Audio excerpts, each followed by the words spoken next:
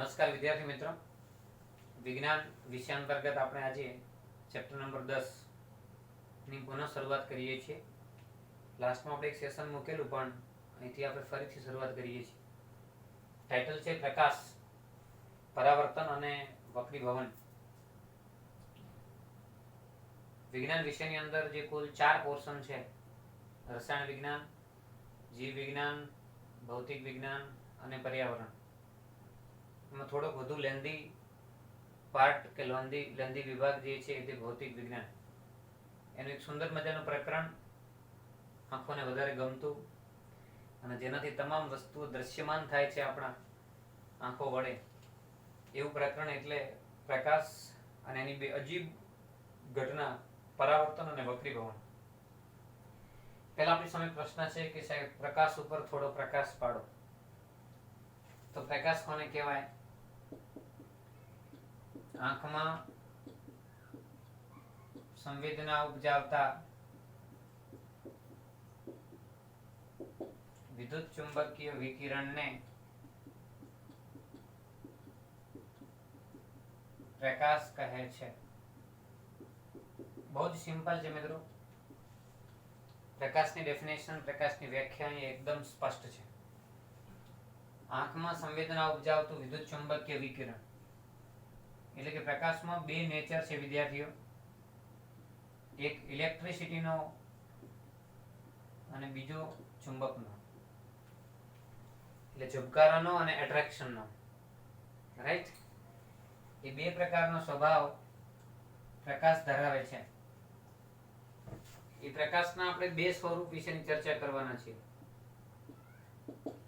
બે સ્વરૂપ પૈકી એક સ્વરૂપ જે છે એ છે પ્રકાશનું કણ સ્વરૂપ અને બીજું છે પ્રકાશનું તરંગ સ્વરૂપ. એનો મતલબ એ છે કે પ્રકાશના પ્રસરણનો જ્યારે આપણે અભ્યાસ કરીએ છીએ ત્યારે એની બે રીતે ફિલિંગ થાય છે, એક પાર્ટિકલની રીતે અને એક વેવની રીતે, એટલે કે એક તરંગની રીતે. એટલે આપણે એના બે સ્વરૂપ તરીકે કણ સ્વરૂપ અને એક તરંગ સ્વરૂપ. તો પાછો પ્રશ્ન થશે ને કે સાહેબ તરંગ એટલે શું? તો તરંગની આપણે ડેફિનેશન આપતા હતા નાના ધોરણોમાં. પછી તરંગ ગમે તે પ્રકારનું હોય કે માધ્યમમાં કે શૂન્યાવકાશમાં થતી વિક્ષોભની જે ગતિ છે એ તરંગ છે. પ્રકાશની મોટા ભાગે આપણે જ્યારે વાત કરીએ છીએ ત્યારે શૂન્યાવકાશમાં કે હવામાં તમે જાણો છો પ્રકાશની સ્પીડ સૌથી વધારે છે, 3 × 10⁸ મીટર/સેકન્ડ. પ્રકાશનું બીજું ફોર્મ જે આપણે ભણ્યા છીએ, પ્રકાશનું બીજું સ્વરૂપ જે ભણ્યા છીએ આપણે, એ તરંગ સ્વરૂપ છે. એના વિશેનો અભ્યાસ આપણે આગળ કરવાના છીએ. હવે પ્રકાશની જે ખાસ જે પ્રકાશીય ઘટનાઓ જે છે એ ઘટનાઓ પૈકી આપણે આ પ્રકરણની અંદર બે ઘટનાઓ ઉપર વિશેષ ફોકસ પાડવાના છીએ, પરાવર્તન અને વક્રીભવન. પહેલેથી આપણે શરૂઆત કરીએ તો અહીંયા પરાવર્તન ઉપર થોડુંક આપણે વધારે ભાર આપવાના છીએ. આ બે ઘટનાઓ ઉપરાંતની પણ કેટલીક પ્રકાશીય ઘટનાઓ છે જેનો આગળના ચેપ્ટરમાં પણ અભ્યાસ આવશે, કે પ્રકાશનું વિભાજન છે, પ્રકાશનું શોષણ છે, પ્રકાશનું પ્રકીર્ણન છે, પ્રકાશનું પારગમન છે. આ ઘટનાઓનો અભ્યાસ આપણે આગળ કરવાના છીએ. પ્રકાશનું પૂર્ણાંતરિક પરાવર્તન છે,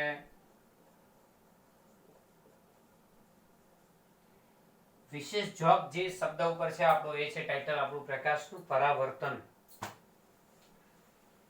તો પ્રકાશનું પરાવર્તન એટલે શું?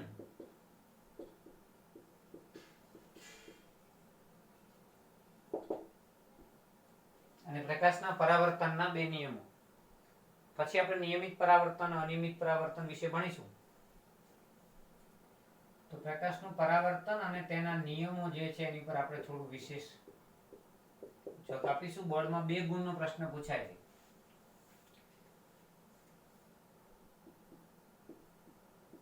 તો જે કોઈ સપાટી પર પ્રકાશ જ્યારે આપાત થાય છે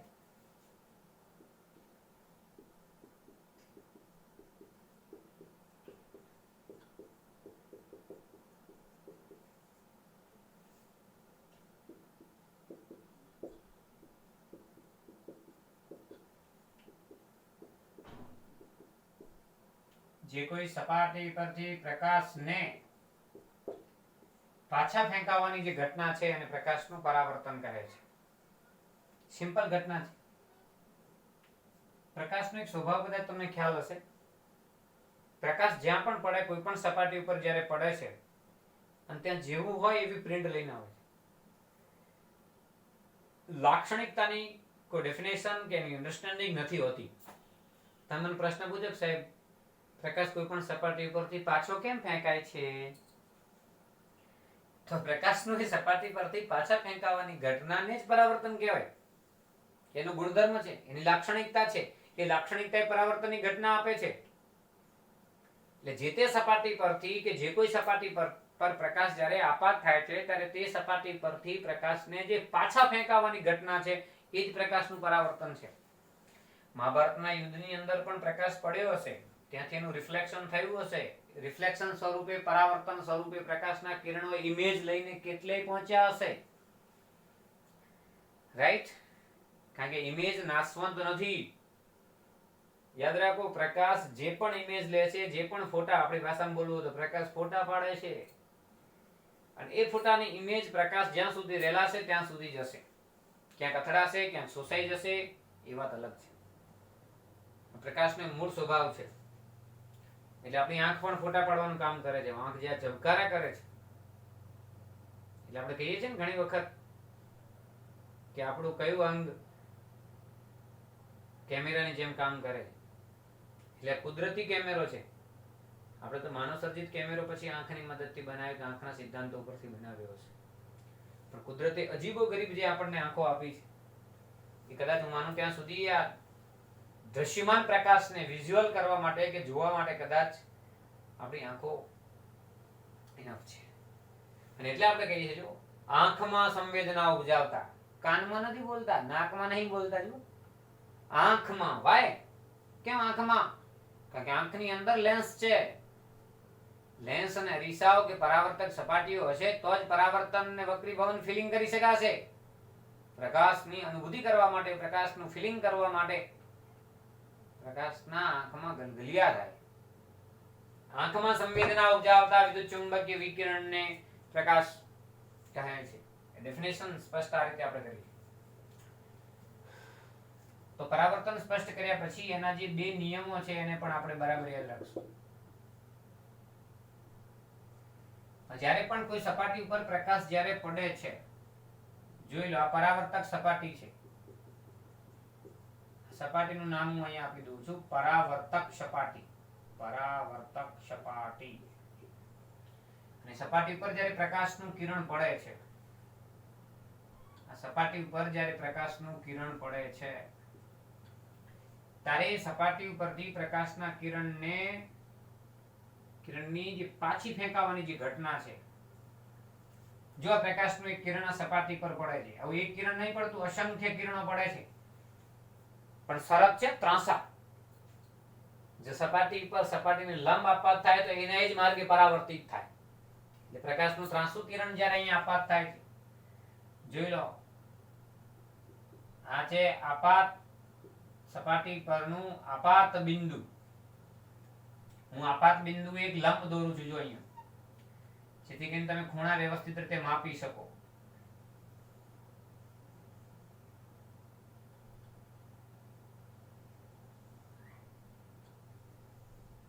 આપાત સપાટીને દોરેલ લંબ છે. આ કિરણનું નામ બોલો. આપાત કિરણ. આપાત સ્પષ્ટ ગુજરાતી ભાષામાં આપાત. આ પડ્યું આપાત કિરણ.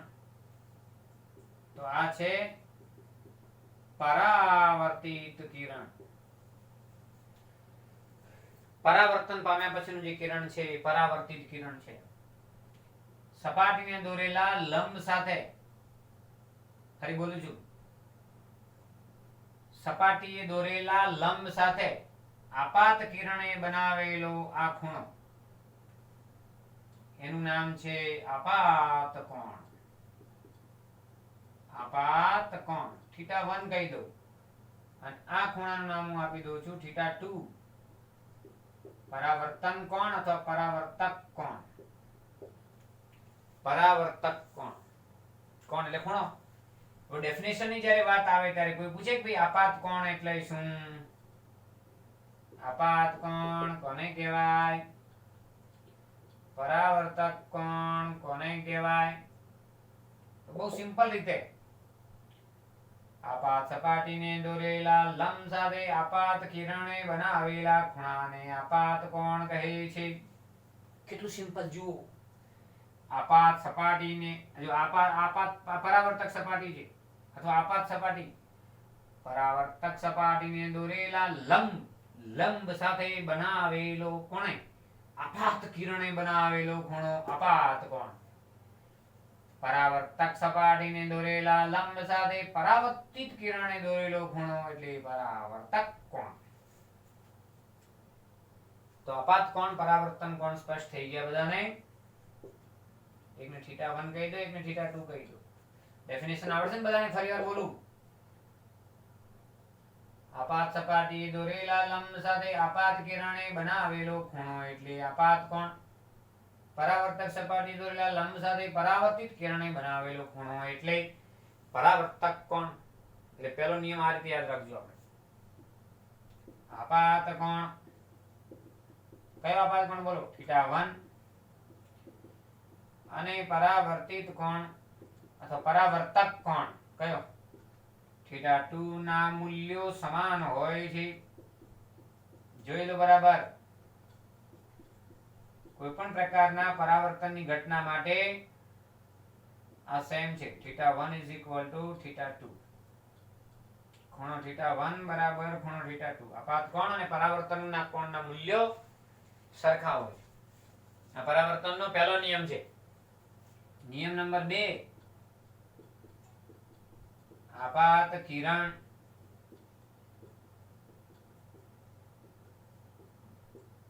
આપાત બિંદુએ સપાટીને દોરેલ લંબ અને પરાવર્તિત કિરણ ત્રણે એક જ સમતલમાં હોય છે. એક જ સમતલમાં હોય છે. જો અહીંયા આપાત કિરણ આપાત બિંદુએ સપાટીને દોરેલો લંબ અને પરાવર્તિત કિરણ ત્રણે એક જ સમતલમાં રહે. રહેશે યાદ બધાને? ક્લિયર? તો બે નિયમો કયા બોલો? નિયમ નંબર 1, આપાત કોણ ને પરાવર્તન કોણના મૂલ્યો હંમેશા સમાન હોય છે. નંબર 2, આપાત કિરણ આપાત બિંદુએ સપાટીને દોરેલો લંબ અને પરાવર્તિત કિરણ. જો આપાત કિરણ સપાટીને દોરેલો લંબ અને પરાવર્તિત કિરણ ત્રણે એક જ સમતલમાં હોય છે. રેડી? આ વ્યાખ્યા સ્પષ્ટ થઈ ગઈ બધાને કે આપાત કોણ એટલે શું? ફરી બોલું. આપાત બિંદુએ સપાટીને દોરેલા લંબ સાથે આપાત કિરણે બનાવેલા ખૂણાને આપાત કોણ કહે છે. આ વ્યાખ્યા જાતે લખવાની. બોલો નંબર 2, આપાત બિંદુએ સપાટીને દોરેલા લંબ સાથે પરાવર્તિત કિરણે બનાવેલા ખૂણાને પરાવર્તક કોણ કહે છે. રહેશે યાદ? અને પરાવર્તનની ઘટનાનો ખ્યાલ મેળવવા માટે શું જોઈએ? વક્ર અરીસા એટલે કે ગોલીય અરીસા. અને ગોલીય અરીસા કે વક્ર અરીસાઓની મદદથી આપણે પરાવર્તનની ઘટનાનો અભ્યાસ કરી શકીએ. એટલે આપણે બે પ્રકાર પડે, અનિયમિત પરાવર્તન અને નિયમિત પરાવર્તન. મારે વિશેષ તમને જે શીખવાડવું છે એ નિયમિત પરાવર્તન અને અનિયમિત પરાવર્તન શીખવાડવું છે. તો પ્રકાશીય ઘટના બધાને સ્પષ્ટ થઈ ગઈ? લખાઈ ગયું બધાને? તો હવે વિશેષ ચાલો બે પરાવર્તન તમને શીખવાડું. એક નિયમિત પરાવર્તન અને એક અનિયમિત પરાવર્તન. નિયમિત પરાવર્તન અને અનિયમિત પરાવર્તન. વ્યવહારમાં જો કે અનિયમિત પરાવર્તનની ખૂબ આવશ્યકતા છે મિત્રો. અભ્યાસની રીતે તમને ખ્યાલ આવી જશે. આ જે છે એ આપાત સપાટી છે. આ છે આપાત સપાટી. આપાત સપાટી જે છે એની એક સપાટી જે છે એ તમારે રફ કરી દેવાની. સિમ્પલ અરીસો તમે બધા જોયો છે ને, એની એક પાછળની જે સપાટી છે સિલ્વર નાઇટ્રેટ થી રફ કરી દેવામાં આવે. હવે આની પર પ્રકાશના ઘણા બધા સમાંતર કિરણો જ્યારે આપાત થાય, ઘણા બધા કિરણો જોઈ લો તમે, ઘણા બધા પ્રકાશના આપાત કિરણો, અને એ આપાત કિરણો આની પરથી જ્યારે પરાવર્તિત થાય ત્યારે શરત શું છે? તમે જો આ જે સમતલ આપાત કિરણો જે હતા એ પરાવર્તિત કિરણો પણ એકબીજાને સમાંતર જ રહે. પરાવર્તિત કિરણો જે છે એ એકબીજાને સમાંતર જ પાછા આવજો તમે. આ કે આખું એક સમતલ આપાત કિરણ જ્યારે, એટલે જે કિરણોનું જે જૂથ છે ને એને કિરણ બિંબ કહેવાય. કિરણોના સમૂહને કિરણ જૂથ અથવા કિરણ બિંબ કહે છે. યાદ રાખજો, કિરણોનો સમૂહ, કિરણોનો જે સમૂહ છે એને કિરણ બિંબ કહેવાય. જ્યારે અનિયમિત પરાવર્તનમાં એવું હોય છે કે જે સપાટી જે છે એ સપાટી લીસી નથી હોતી, ખરબચડી સપાટી હોય. આ જે સપાટી જે છે લીસી સપાટી હોય છે, જ્યારે આ સપાટી જે છે એ ખરબચડી સપાટી હોય, પોલિશ કર્યા વગરની. અને આની પર જ્યારે પ્રકાશના કિરણો આપાત થાય છે, આ આપાત કિરણો તમે જુઓ ત્યારે એમાંથી જરૂરી નથી કે પ્રકાશનું કિરણ પરાવર્તિત સ્વરૂપે બધા જ જે પ્રકાશના કિરણો છે તમે જુઓ સમાંતર નથી. અને સમાંતર નથી એવા પરાવર્તનને અનિયમિત પરાવર્તન કહેવાય. તમે આને ઉદાહરણ તરીકે લખવાનું થાય, દાખલા તરીકે તો પુસ્તક પરથી ટેબલની સપાટી પર, પુસ્તક પરથી થતું પરાવર્તન, ટેબલની સપાટી પરથી થતું પરાવર્તન, એ બધા અનિયમિત પરાવર્તન છે. જ્યારે આપણે અરીસા કે લેન્સ વડે થતા જે પરાવર્તન છે અથવા તો લીસી કે પોલિશ કરેલી સપાટી, પોલિશ નહીં હો, પોલિશ,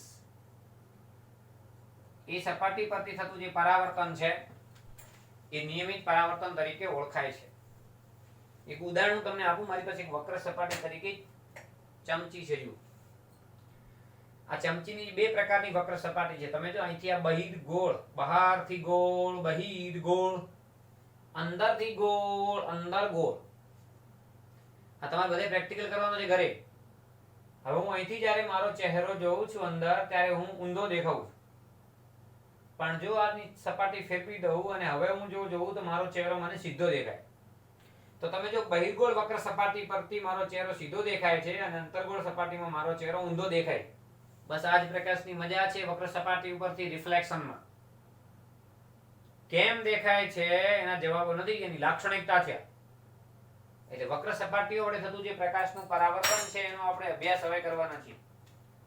એટલે પહેલા તમે આટલું નોટ કરી દેજો, પછી હું સમતલ અરીસા વડે થતું પરાવર્તન અને ખાસ કરીને વક્ર અરીસાની અંદર જે ખાસ કરીને વિદ્યાર્થી ગોખતા હોય છે, કેન્દ્ર લંબાઈ ગોખતા હોય, મધ્ય કેન્દ્ર ગોખતા હોય, ધ્રુવ કોને કહેવાય, દર્પણ મુખ કોને કહેવાય, કેન્દ્ર લંબાઈ કોને કહેવાય, વક્રતા ત્રિજ્યા કોને કહેવાય, વક્રતા કેન્દ્ર કોને કહેવાય, એને આપણે થોડું સુસ્પષ્ટ રીતે શીખવું છે, સમજવું છે બરાબર. રિયલમાં વક્ર અરીસા કે ગોલીય અરીસા કઈ રીતે બને છે એ શીખવાનું છે. એટલે આપણે નેક્સ્ટ સેશનની અંદર એની ચર્ચા કરીશું. આજે બેઝિક ફંડામેન્ટલ અને બહુ જ અગત્યનો એક પ્રશ્ન આપણો બોર્ડનો પ્રકાશનું પરાવર્તન અને તેના નિયમો એનો અભ્યાસ કર્યો છે. આટલું બધા જ વ્યવસ્થિત રીતે નોટ કરશો એવી હું આશા રાખું છું. આભાર. ઘરે રહો, સુરક્ષિત રહો.